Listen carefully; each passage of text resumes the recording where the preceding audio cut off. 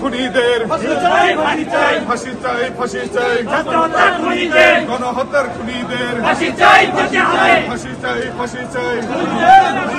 গণহত্যার খুনিদের ফাঁসি চাই ছাত্র হত্যার খুনিদের ফাঁসি চাই ফাঁসি ফাঁসি ফাঁসি চাই